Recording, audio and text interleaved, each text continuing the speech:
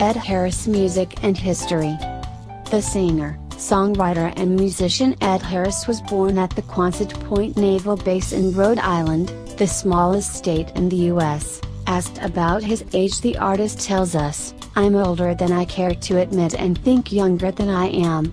Let's put it this way, I remember the first unmanned space flights, walk on the moon."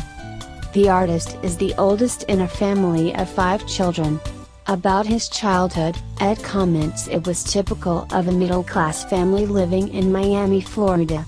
"We were fortunate in that our parents found a modest new house situated on a lake, having the convenience of a lake for a backyard. We were in the water, on the water, or on the dock fishing almost every day," he remembers.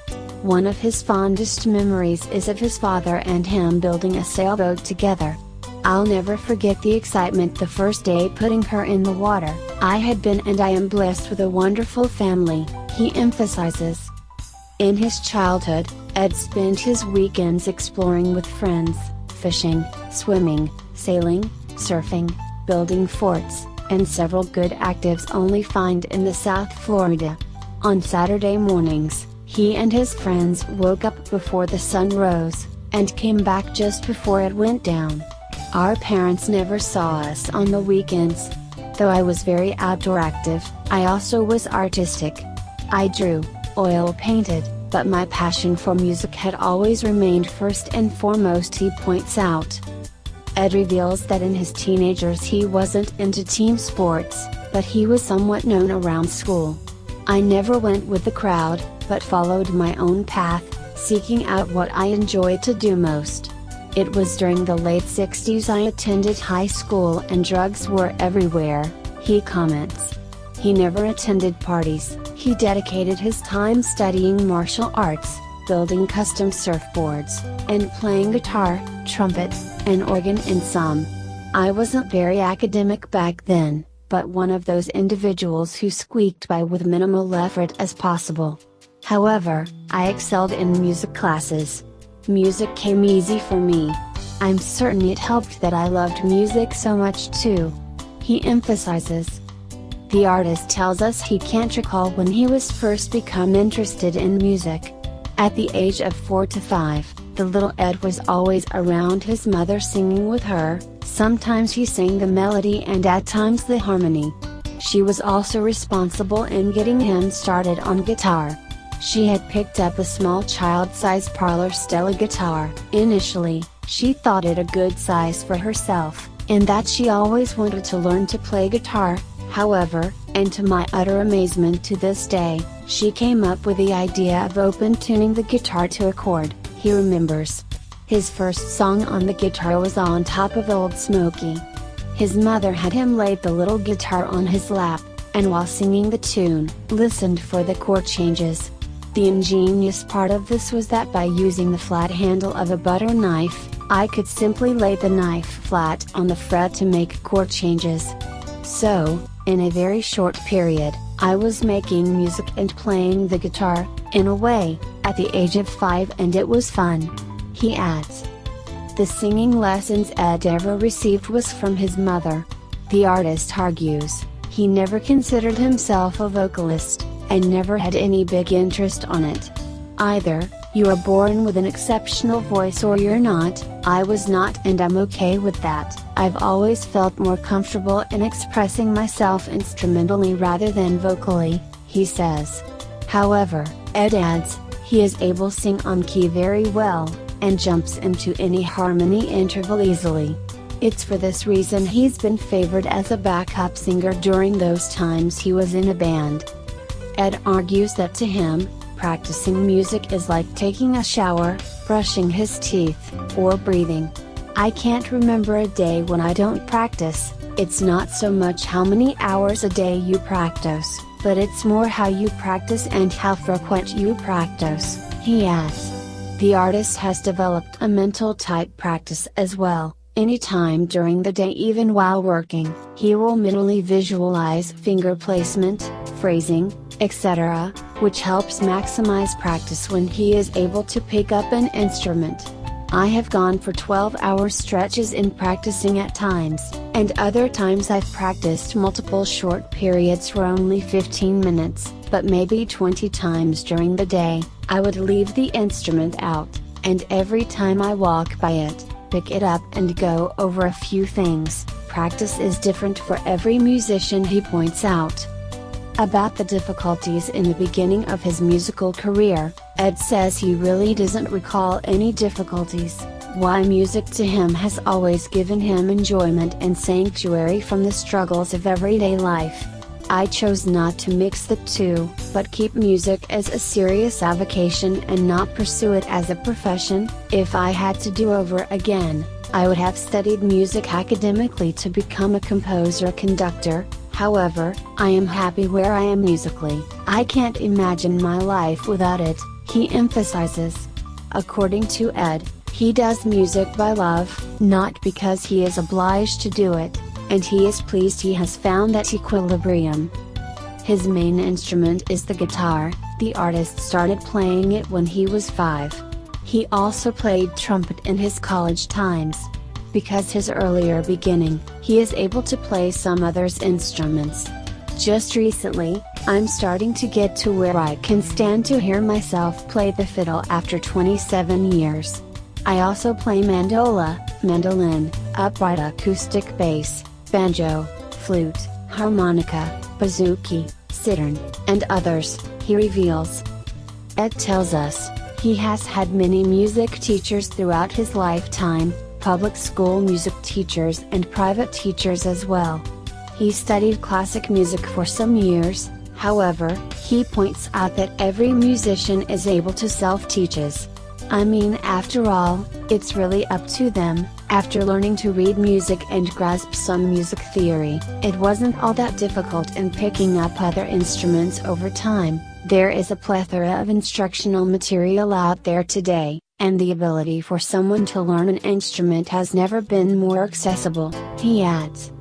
His first instrument was the old parlor-sized Stella acoustic guitar, as he mentioned in the beginning of our interview.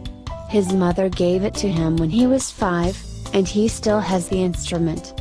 His first electric guitar was a Christmas gift. After that, I worked mowing lawns, bagging groceries, etc. to get other instruments, he comments.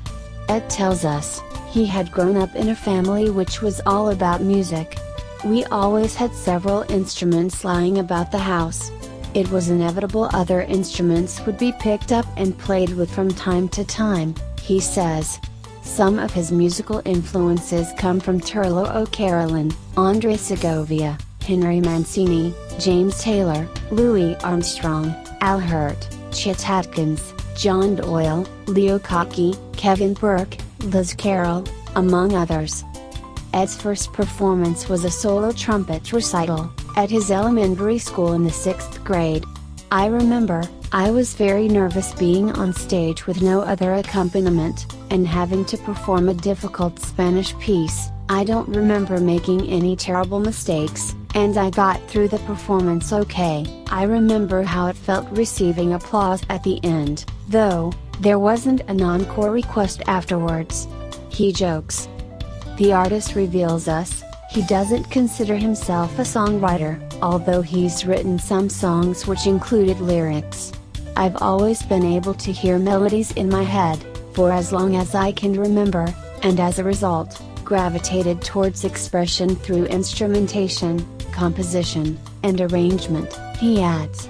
According to Ed, his writing inspiration comes from life experiences, and he intentionally doesn't listen to a lot of pop music, and doesn't listen to music frequently as well.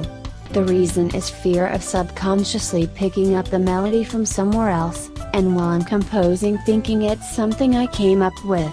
I'm very careful about that. I listen to classical and old traditional music, which inspires me for arrangement, etc., he argues. One of the earliest songs Ed recorded written by himself was The Gift Brittany.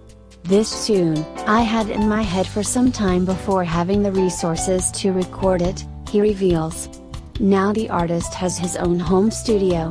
About music collaborations, Ed says, I have never collaborated with other artists on any recording project. Everything you hear is strictly solo. It's not that I wouldn't welcome the opportunity to collaborate, but it's just that it's a challenge at times getting everyone on the same page at times, balancing career, family responsibilities, etc. I have found it much easier to just learn and pursue it myself.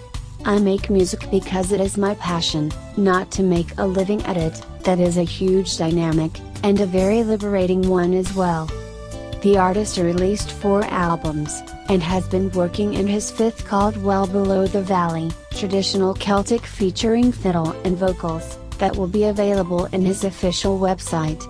His complete collection are 2 Rivers released in January 2014, traditional and contemporary Celtic music featuring solo guitar, flute, fiddle, and others, Harris Music available on iTunes, Celtic Ophelia released in January 2015, traditional and contemporary Celtic music, Harris Music available on iTunes, The New Burn CIZ Uns released in February 2016, Harris Music, nominated 2016 Celtic Album of the Year by NEC, Scotland, traditional Celtic album, available on iTunes, Reflections of the Heart released in February 2017, Harris Music, contemporary Celtic music, available at Ed Harris official website.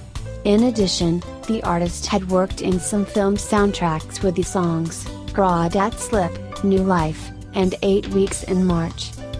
Ed reveals us, he doesn't perform much, he is more a studio musician, however, he enjoys taking part in traditional Irish sessions that take place in the area, and nearby towns.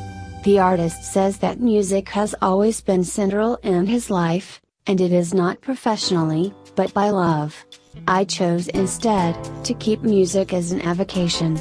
For me, it eliminates the pressure and competition, and gives me complete freedom to pursue music for the sheer enjoyment, and love in making music. If my music makes a connection, then wonderful. However, I'm not pressured trying to build a base of loyal fans, or worrying about maintaining and keeping my fans happy, he points out. Ed sees music as something personal, and he prefers being far from the competitiveness. There is no vanity in his music, just enjoyment for the art. For him, the new technologies also have been a watershed in the music scenario. New technology is impacting the music industry, and creating challenges for artists unlike we've ever seen before. We now have generations that do not need to spend money for music. There was a time when an album would be purchased because of one favorite song. The good news is that indie artists have more tools and resources available to them now than they ever had before, he emphasizes. Ed adds that, although these new technologies have made possible for everyone to make amazing music without having to learn to play an instrument, performance will never become old-fashioned. I am seeing a surge in electronic music. Many of these new artists hope to land a movie, commercial, or TV contract with their works. For me, I'm just grateful to be doing what I'm doing, and I will continue to do so for as long as I'm able. It's been a fantastic ride, of which I have met some very talented, gifted, and wonderful artists and folks along the journey, he points out. To find out more about the artist's work, visit Ed Harris official website on wedartist.com. By Zelfloriesel. You can find more artist histories on zelfloriesel.blogspot.com.